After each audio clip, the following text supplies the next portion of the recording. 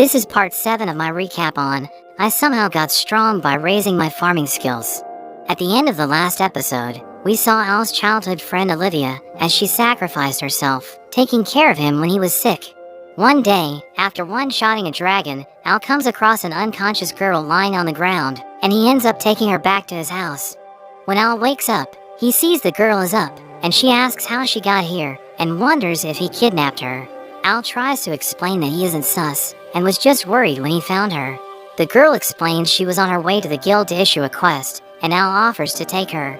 Al introduces himself, and the girl reveals her name is Linnea. Later, Ruri comes to visit, but sees Linnea, and becomes flustered. Seeing her wearing Al's clothes, Ruri misunderstands, and runs away crying, and calling him a jerk. They end up at the guild, where Helen listens to Linnea's request. She says there is something strange going on in her town, but finds it hard to explain.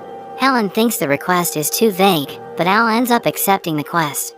When Linnea reveals she is from Gallia town, Al is shocked. He loses it, because Gallia is known for having the best asparagus in the world, and he can't wait to go there. They prepare to head off, but Linnea is confused why Al is being so nice to her. She thinks he must have an ulterior motive, because her father taught her that men are like wolves. Al tries to assure her, and although she still thinks he is a bit sus, she decides to trust him. Meanwhile, Ruri is watching and gets jealous. They get a ride to Gallia, but along the way, an orc chases after them. Al freaks out, but the driver isn't too worried. But when he looks back, there's a whole horde chasing them, and Al has emotional damage from his past encounters. When Al wakes up, he notices he is wearing a pendant. Linnea tells him it's a pendant that helps with soothing the nerves. They make it to the town, and when they pass through, Al finds it strange that the guards are holding mops. In the market, Al sees a stall, and quickly orders an asparagus skewer. As it gets cooked, Al tries to ask if the man has noticed anything strange going on. The man says everything is fine, and gives Al his food, but it's completely burnt. Al is confused, but then realizes that the man is acting strange. A cart suddenly tips over, and when Al checks on the man, he is also acting strange. Al suddenly gets picked up, and carried away. Later, Al visits Linnea's house. Her family runs a pendant shop, and she thinks it's thanks to the pendants that she is not acting strange like the rest of the townspeople. Al asks where her parents are, but she tells him that they went missing when the anomaly began. The townspeople are all acting crazy, and can't communicate normally. The lord of the town appears, and Al is honored to meet the man that started the asparagus revolution. He also wears a pendant, and Al asks him about the town. The lord tells him it's a long story, and invites him for dinner. But Al gets picked up, and carried off again. Later, they visit the lord's house, and join him for dinner. Al asks about the town, but the lord suddenly has his guards surround Al. In an instant, Al is able to defeat all the guards. He charges at the lord, but Linnea gets in the way. The lord reveals that Linnea is working for him, and we see he is possessed by a demon. The demon reveals that he put his power into a crystal, and put it into the goddess statue in town, so he can control everyone.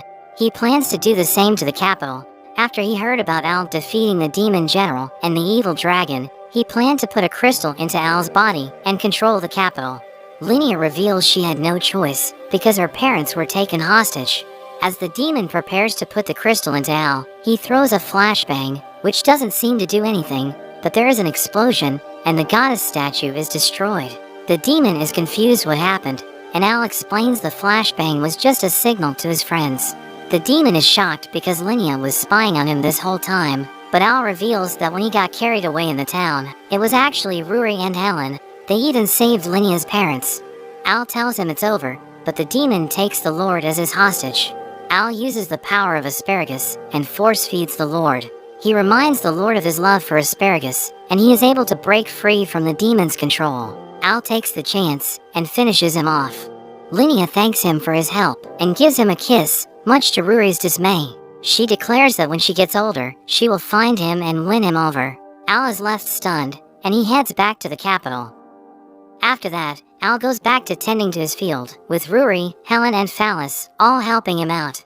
Phallus notices the pendants that Helen and Ruri both got, and gets jealous. She wants to confess to Al again, but Ruri reminds her they want to give Al some space.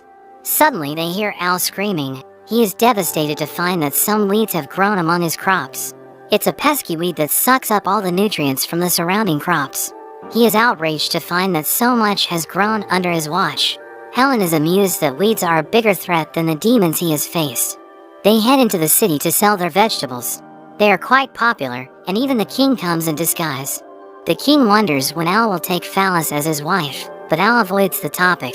The king tells him he will give him even more farmland and newly developed farming tools. Al imagines the tools and can't help but be enticed. Rory tries to stop him, and Phallus throws a potato at her, but it ends up knocking Al out. Al sees an angelic figure trying to talk to him, but he soon wakes up. They sell all the vegetables, and Al gets an evil look as he thinks about destroying the weeds.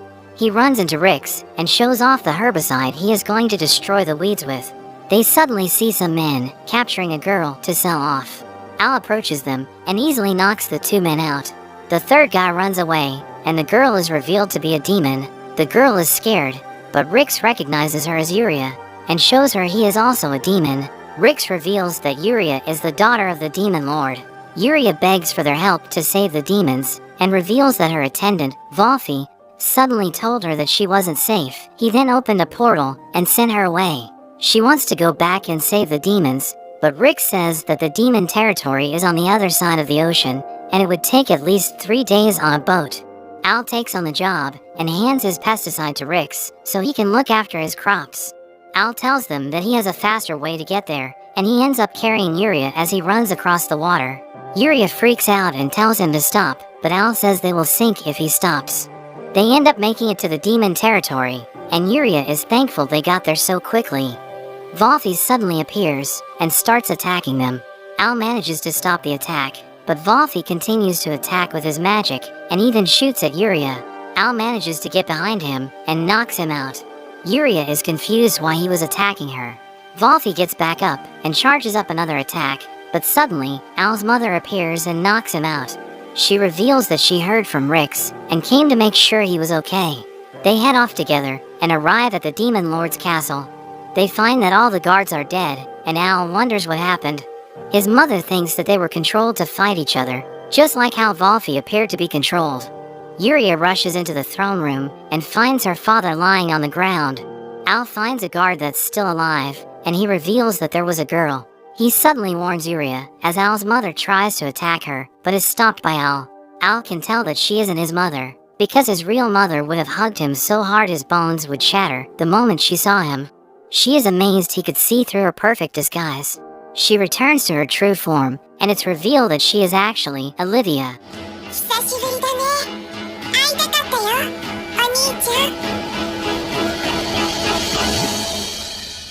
But that's where this video ends. Remember to subscribe so you don't miss the final episode. Thanks for watching, and I'll see you next time.